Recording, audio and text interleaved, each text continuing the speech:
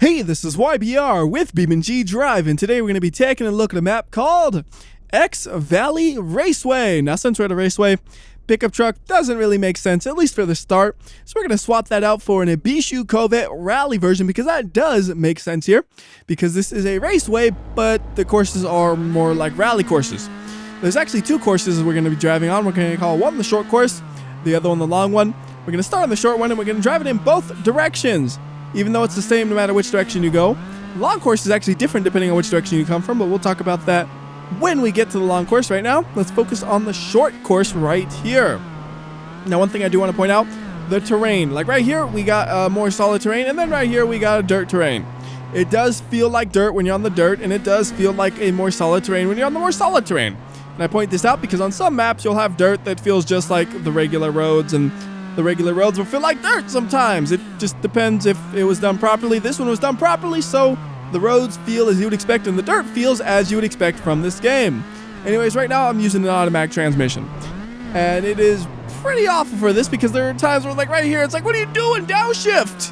And it just takes a bit too long to do that. If you really wanted to go fast here, you're definitely going to want to control the gears yourself. But right here, since I don't really care how fast I go, I just don't want to flip over. Yeah, automatic's totally fine with me. I don't care that much. And ooh, getting a little out there. Don't want to crash right there. That was all right. I was worried if I hit that curb, I could have really bashed in my suspension and did some damage, but luckily I didn't. And that right there is actually a lap of the course, basically. I mean, if you really want to be picky about it, there's the start-finish line, and let's cross it violently.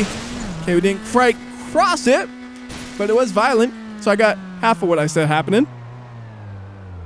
And that car will just pull it back, and then we're going to swap it out for something different. Now, that's a very practical car to use here. Let's get a less practical one. How about we do the ETK K-Series here, and we'll use the KC6TX so we get the fastest version, plus it has all-wheel drive, because that all-wheel drive should be pretty helpful on the dirt roads.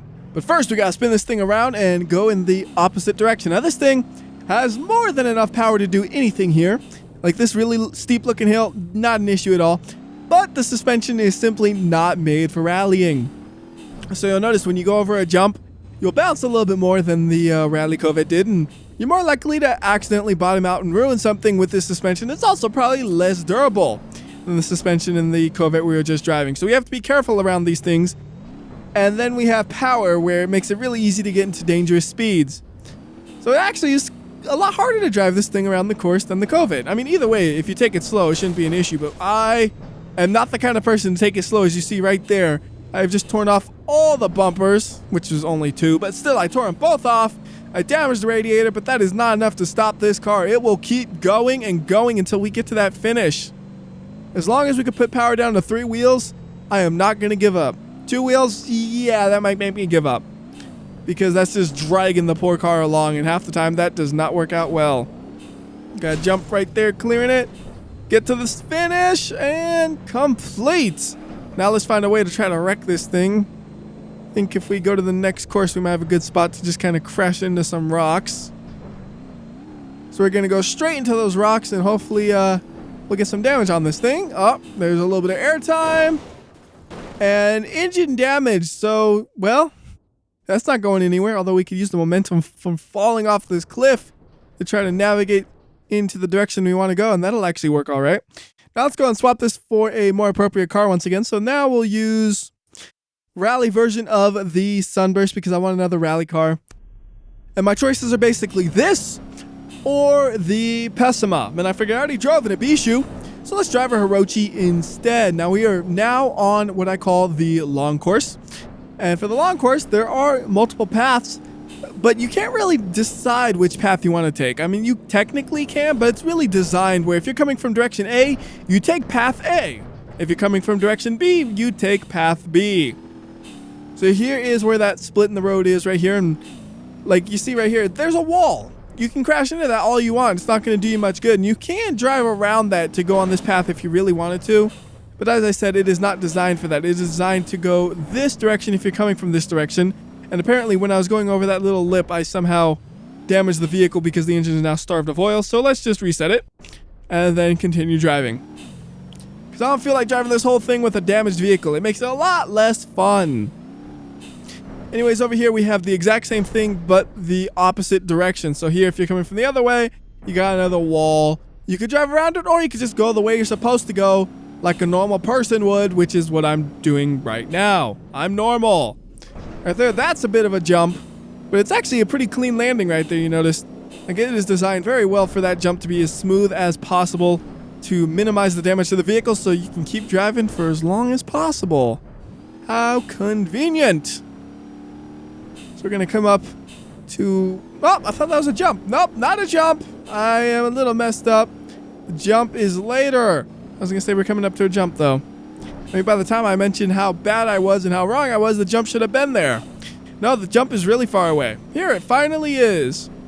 So here's the jump I was waiting on so long, and I damaged the car a little bit. I heard a piece of glass shatter or something. Doesn't matter, though, because that's basically the start-finish line. And right over here is where we started. And that's kind of a pit road over there. It's also where we started, and this is not the way you're supposed to go on it, but I thought about it at the last minute.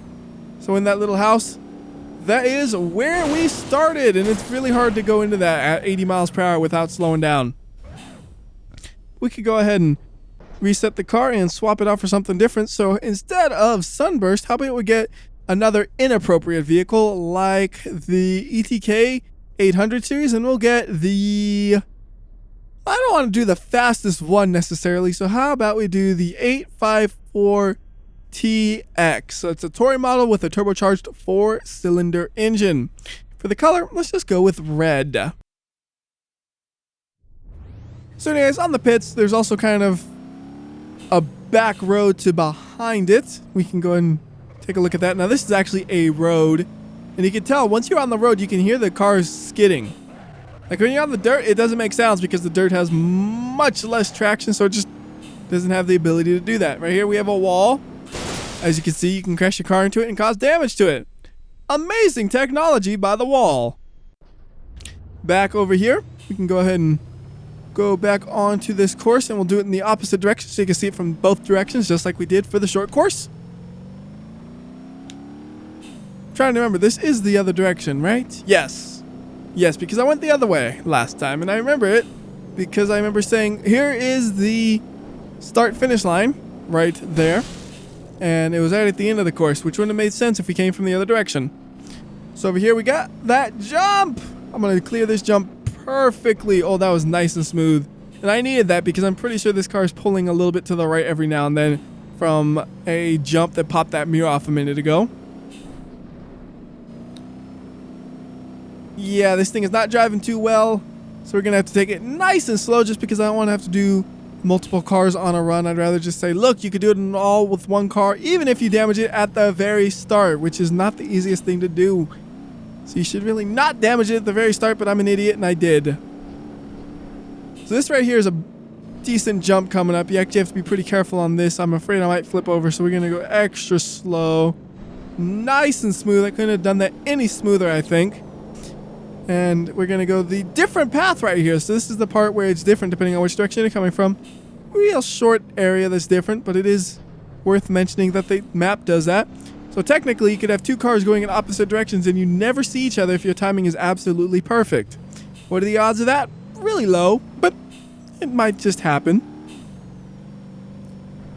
We got one more jump, and then we are back at the straightaway, and then the start-finish line. We're going to go as fast as we possibly can through the straightaway and then crash into things. And actually, that's the start-finish line. The other thing is something else. I wasn't reading it. I was just assuming, oh, there's a bar above the thing. That's the start-finish line, right? Probably just says BeamNG.drive on it or something, doesn't it?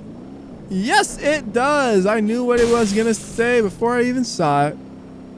All right, so let's try to get a little bit of air to ruin this thing, and then we'll try something else. Ooh, what if we just kind of slow it down and then fall into a hole? And I like in the hole, they're actually dead cars. Like these guys are going so slow that they crashed the cars and they even flipped it over and just absolutely ruined it. And I can't exactly get a good camera angle to look at those, so I'm going to take it off real quick so you can just look at those destroyed cars and just add my car to the pile of cars that'll always be here destroyed.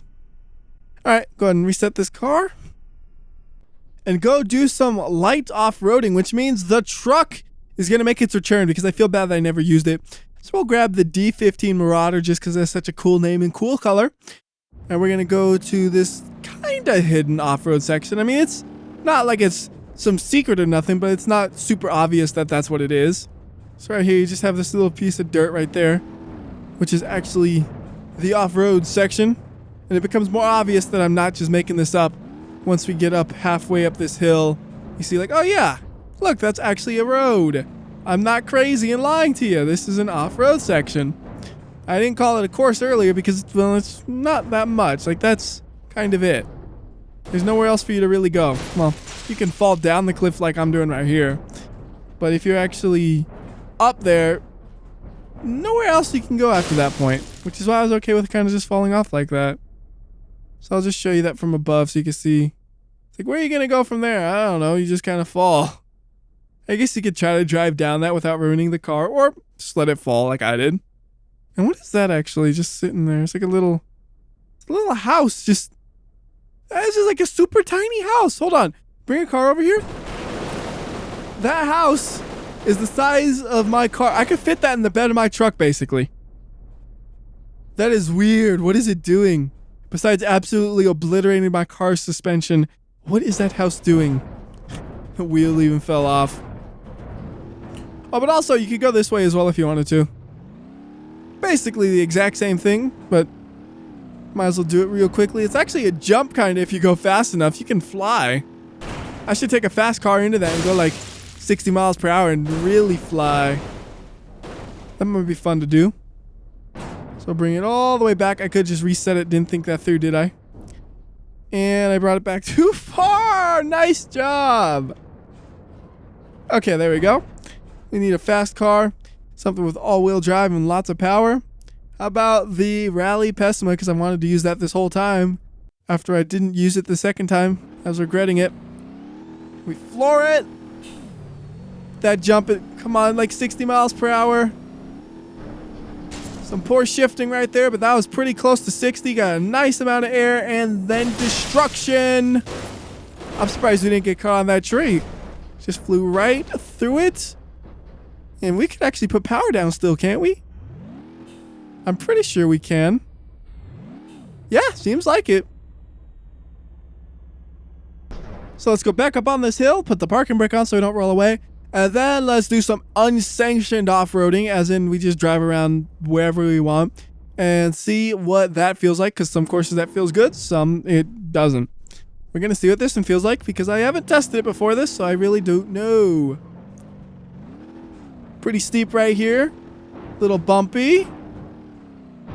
So far, though, it seems like just driving around like this is pretty decent on this course. You got lots of trees to try to avoid. Lots of bumps. Good variation in the terrain. So yeah, even if you're just driving around right here, it seems pretty pleasant experience. Like a pretty pleasant experience. I missed the word right there. I was focusing on my driving really hard because this thing is pretty top heavy and we are bouncing quite a bit, so it's not the easiest thing to do to make sure this thing doesn't flip over. Making me mess up my words and stuff. Yeah, no problems really though with the way this place feels off-roading like this. I'm actually surprised I haven't flipped it over because now I'm just kind of flooring it and bouncing all over the place and it's staying upright some miraculous way.